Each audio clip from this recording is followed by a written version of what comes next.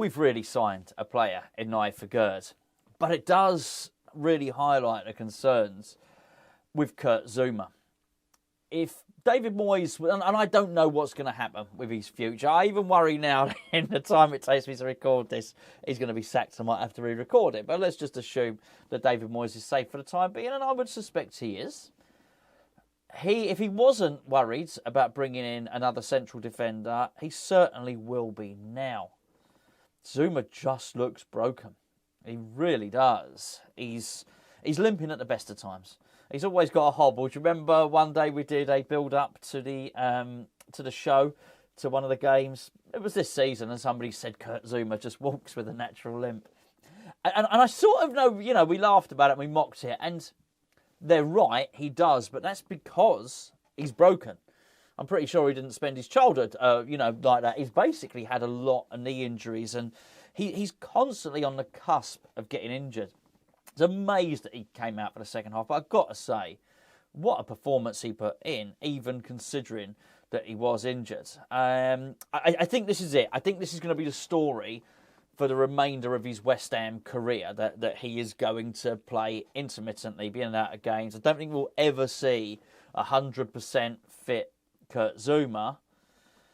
I don't even think he was 90% that game, but I was going to go on to say a 90% Kurt Zouma is still a really, really good player. Aguerd's magnificent, though. Really is.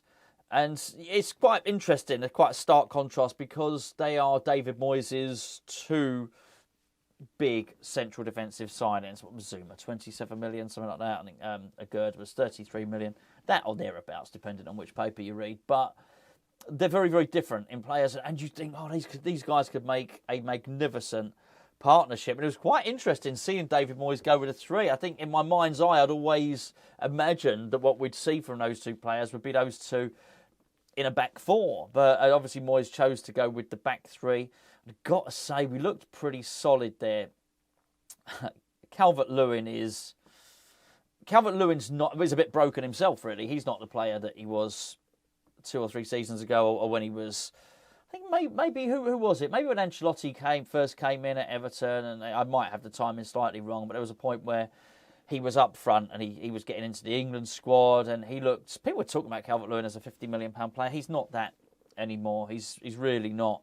So I'm not sure how much pressure, how much of a test Calvert-Lewin and the players, let's be fair, that sort of struggle to get close to him, how much pressure that they put on our back line. Imagine looking at Everton, they probably had similar complaints and similar concerns to what we have at West Ham. That being said, I do look at that back line and think if West Ham are going to stay out of trouble this season and we're going to avoid relegation, then those players are going to have a massive part to play. I think we'll get back to Aguerd in just a second. If Bowen can find form like it looks like, it's tough that you can say a brace in a game is form. It's not. But if he can bring goals, if Antonio, we don't know what's going to happen for him, if Antonio can play like that, Ings can bring a few goals as well, and we can just start to get a little bit more cutting edge from the team, then I'm sort of confident if we can keep that back line there, then we'll probably concede few enough and score enough to stay safe. But they're going to play a big part, those defenders. But it's built on really sandy foundations. Ogbonna's, only really back from an injury this season. I don't think Ogbonna would have played, all things being equal, if Craig Dawson wasn't about to move to Wolves, and Craig Dawson, I guess his home situation, his family situation was a little bit better, and he didn't need to move back up to the Midlands, and everything was happy, then I'm pretty sure then you would have seen that it would have been Dawson playing in that back three. So the next best choice is Ogbonna, which probably says quite a lot about even David Moyes' own concerns with Thilo Kehrer, but it's built. That back three, it would be hard to say that back three is going to play. We played half the season, it's going to play all the rest of the games. It's probably not. So it's going to be mixed up an awful lot, isn't it? Kurt Zouma's injury, Ogbonna. Anyway, and also, you've got to look at Aguerd. Aguerd's injury record has not been brilliant. He turned up at West Ham, played a pre-season friendly, would he play at Reading? got injured at Rangers. He's been injured. We're just seeing the best of him now. But my word, he's such a good player. The way he reads the game is brilliant. He's first to the ball on a lot of occasions. And you know what? Even if he's not, then his recovery speed is really good. That tackle in the second half was amazing. Was really, really good. Really good in the air as well. He looks like the complete player, really. Left-footed as well. His distribution, that ball for Bowen to start off with, was excellent. He's so comfortable on the ball. You can understand why David Moyes had said that he'd been chasing him for 2 seasons. And David Moyes' vision, when everyone's fit, is probably nowhere near, and the money he's spent is probably nowhere near a relegation team. It's really not. But that's the reality of where we are at the moment. But I look at Aguerd in that formation and the way he plays. Look, we'll deal with that in another video. But I mean, if we had a little bit more pace in attack, we could really, really be stretching people, because he can turn us from defence into attack in one pass. He really can. That being said, you see Fabianski's distribution in the second half. He did something I wasn't expecting at all. I thought Fabianski's got the ball, got time to have a sip of coffee and maybe put my feet up, go to the loo, something like that. It takes a lot of time. Fabianski distribute the ball. I mean, he really did it. That wasn't expected. I didn't expect it, and I think it was Bowen. I don't think he expected it either. Paqueta, interesting one with Paqueta, really. We know he's got skill. We know he's got the quality there. We didn't see it in this one, but what we did see was endeavour and certainly a commitment to the cause, which I was absolutely delighted to see that. Again, if we're going to get out of it, we're going to need people that are going to battle. And if your creative midfielder, your Brazilian creative midfielder is going to, roll up his sleeves and get stuck in, then it does bode really well for the team. That has to be said as well. Antonio, I've already mentioned, not Ben Rama's best game, has to be said. But he tried. But I don't think he was bad. I just think he was outshone by Antonio and in particular by Bowen. And that's no bad thing. He's had to carry the load on his own this season, Ben Rama. But I was pleased that David Moyes stuck with him. I really was. I'll say stuck with him, didn't stick with him. I was pleased he started with him.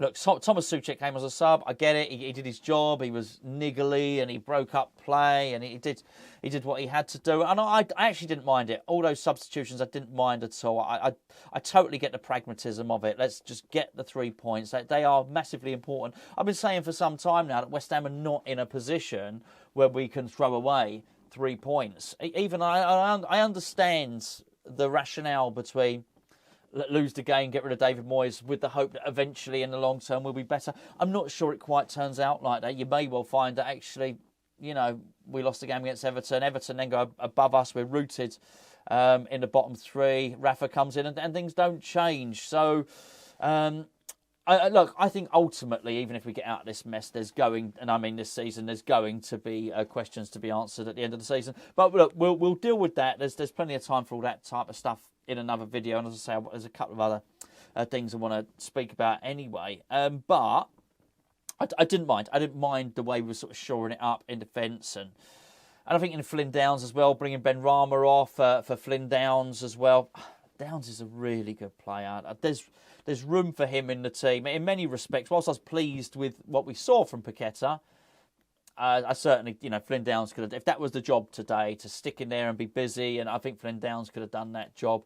It was a lovely bit of skill and time wasting, lovely bit of skill and a nice bit of time wasting near the end from Downs. I want to see more of that play. I think he's really, really good.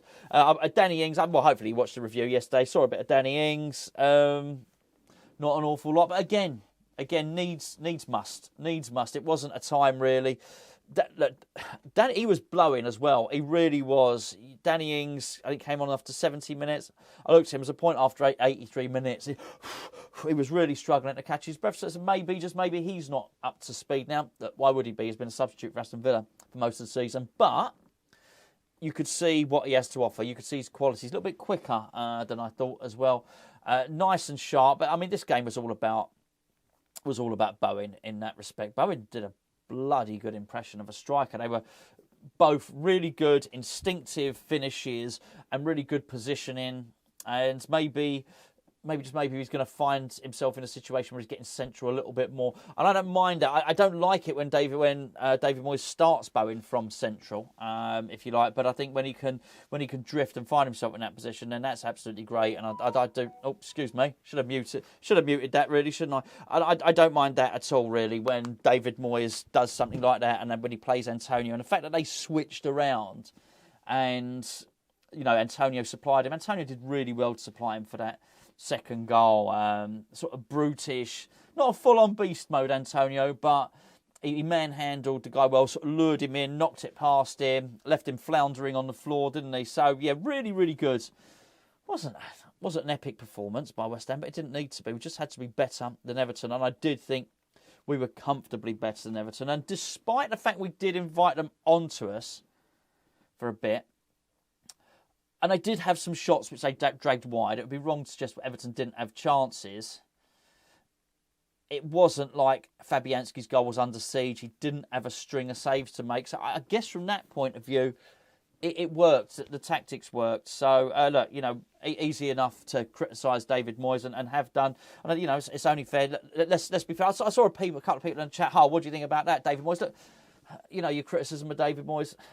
That doesn't vindicate. Winning against Everton doesn't mean that David Moyes has played well. The stats do still stack up. That's our 6th win in the last 12 months. Okay, it's not just because David Moyes won that game doesn't mean that the Wolves game was suddenly brilliant or the Leicester game was brilliant. The Crystal Palace game, those losses still happened, and lots from before. That was first win in 8 or 9 or something like that.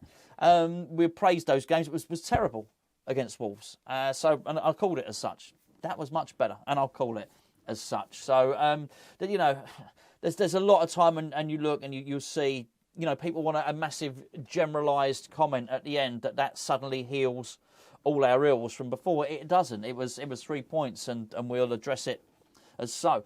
If I mean, it's a tricky one. I mean, the cup sort of muddies the waters, doesn't it? But if we go to Newcastle and we get something there, a draw, then you might well be onto something. There's something I want to touch on in another video, which is really, unsurprisingly, about the pace and the counter-attacking stuff. But we'll get to that. We'll get to that in another video, probably in tomorrow's one.